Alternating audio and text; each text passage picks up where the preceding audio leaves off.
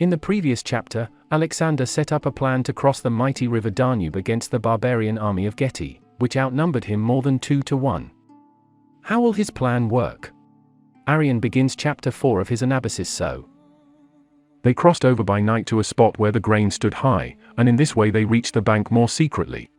At the approach of dawn Alexander led his men through the field of standing grain, ordering the infantry to lean upon the grain with their pikes held transversely, and thus to advance into the untilled ground. As long as the phalanx was advancing through the standing grain, the cavalry followed, but when they marched out of the tilled land, Alexander himself led the horse round to the right wing, and commanded Nicanor to lead the phalanx in a square. The Getae did not even sustain the first charge of the cavalry, for Alexander's audacity seemed incredible to them, in having thus easily crossed the Ister, the largest of rivers, in a single night, without throwing a bridge over the stream. Terrible to them also was the closer-looked order of the phalanx, and violent the charge of the cavalry. At first they fled for refuge into their city, which was distant about a parasang from the Ister, but when they saw that Alexander was leading his phalanx carefully along the river, to prevent his infantry being anywhere surrounded by the Getae lying in ambush, whereas he was leading his cavalry straight on, they again abandoned the city, because it was badly fortified. They carried off as many of their women and children as their horses could carry, and betook themselves into the steppes, in a direction which led as far as possible from the river. Alexander took the city and all the booty which the Getae left behind.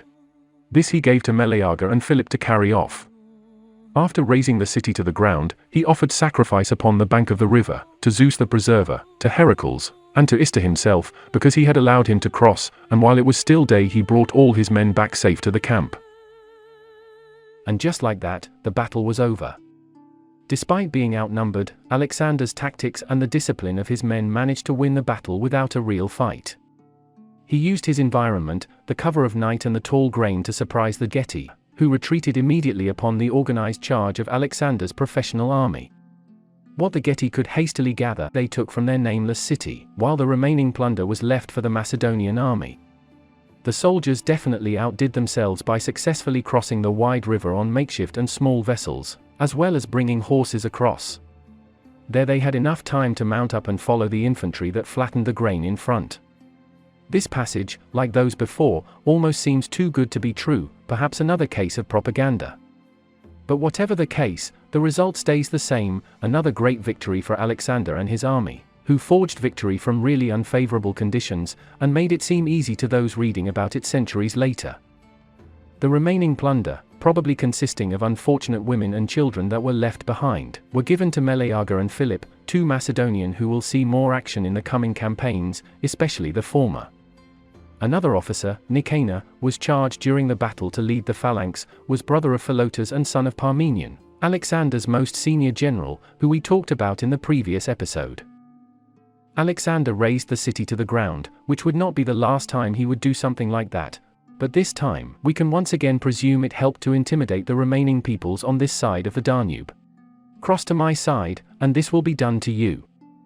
Alexander then made sacrifices to 2 of his forefathers, to Hercules, who Macedonian kings believed to be their ancestor, and to Zeus the Preserver, who besides being Alexander's mythic father, also here filled the divine role of one who protects those in peril. Rivers too were often personified as divine beings, even in the Homeric Iliad. Considering Alexander managed to retreat all of his men safely back to camp, it would seem to Macedonians that the mighty river was satisfied. Looking forward into his campaigns, Alexander would be very careful at selecting to which deities he would show piety and honors, and he would be very strict in his observation of religious ceremonies. Alexander's deed soon attracted attention. There, ambassadors came to him from Syrmus, king of the Tribalians, and from the other independent nations dwelling near the Ister. Some even arrived from the Celts who dwelt near the Ionian Gulf. These people are of great stature, and of a haughty disposition. All the envoys said that they had come to seek Alexander's friendship. To all of them he gave pledges of amity, and received pledges from them in return. He then asked the Celts what thing in the world caused them special alarm, expecting that his own great fame had reached the Celts and had penetrated still further, and that they would say that they feared him most of all things. But the answer of the Celts turned out quite contrary to his expectation, for, as they dwelt so far away from Alexander, inhabiting districts difficult of access, and as they saw he was about to set out in another direction, they said they were afraid that the sky would some time or other fall down upon them. These men also he sent back, calling them friends, and ranking them as allies, making the remark that the Celts were braggarts. Not just the Tribali, who retreated to the island Peuki from Alexander and his victory over their armies at the Liginus River, but many more representatives from people near and beyond Danube came to pay their respects. This must have taken some time, for the last ones were the distant Celts from the shores of Ionian Gulf, what we now know as the Adriatic Sea. This was part of the Celtic Great Migrations from their homelands in the heart of Europe. Exactly what Celtic tribes sent their delegation to Alexander remains a point of great contention to this day, and the entire meeting, for many, remains more of an anecdote than a historical fact. Anyway, they exchanged pledges of friendship and hospitality. The following interaction is one that would define Celts and Alexander both, enhancing Celtic reputation as fearless warriors. Alexander, confident in the fact that his names reached and surpassed Celtic lands, asked them what they feared the most, hoping to hear his name. He was disappointed in their response, but he probably didn't take it too seriously, his ego still standing strong after all the victories. He sent Celts back to their homelands, calling them friends and allies, muttering under his breath, "Big braggarts, these Celts." He would never use this expression while talking about himself. Alexander the Great is admired for more often than not combating and defeating his fears, and to cause it in others. Whatever fears Alexander did have, he kept to himself.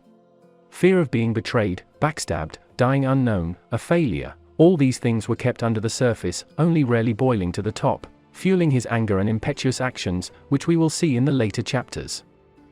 Moving on to the chapter 5, Arrian begins. He then advanced into the land of the Agrianians and Paeonians, where messengers reached him, who reported that Cleitos, son of Bardylis, had revolted, and that Glaucias, king of the Taulantians, had gone over to him. They also reported that the Altariatians intended to attack him on his way. He accordingly resolved to commence his march without delay. But Langarus, king of the Agrianians, who, in the lifetime of Philip, had been an open and avowed friend of Alexander, and had gone on an embassy to him in his private capacity, at that time also came to him with the finest and best armed of the shield-bearing troops, which he kept as a bodyguard. When this man heard that Alexander was inquiring who the Altariatians were, and what was the number of their men, he said that he need take no account of them, since they were the least warlike of the tribes of that district, and that he would himself make an inroad into their land, so that they might have too much occupation about their own affairs to attack others. Accordingly, at Alexander's order, he made an attack upon them, and not only did he attack them, but he swept their land clean of captives and booty. Thus the Altariatians were indeed occupied with their own affairs. Langarus was rewarded by Alexander with the greatest honors, and received from him the gifts which were considered most valuable in the eyes of the king of the Macedonians. Alexander also promised to give him his sister Kina in marriage when he arrived at Pella, but Langarus fell ill and died on his return home. Both Agrianians and Paeonians were allies of Macedonia since Philip's time. The latter were already marching with Alexander and were mentioned by Arrian in chapter 1, at the Battle of Hemus. Their king, Langarus, was a friend of Alexander for some time, perhaps since they both participated in earlier battles under Philip. Or perhaps, because Langarus, like many other northern Thracians, was sent to Philip's court at Pella as a hostage, to ensure his father's loyalty. It was probably then and there that Alexander had befriended him.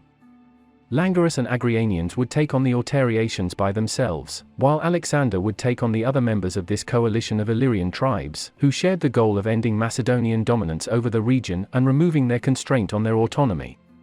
Langarus was indeed very successful at his job, and in return for his friendship and help, Alexander promised many honors and rewards. He even offered marriage with his half-sister, Kina, thus becoming kinsman.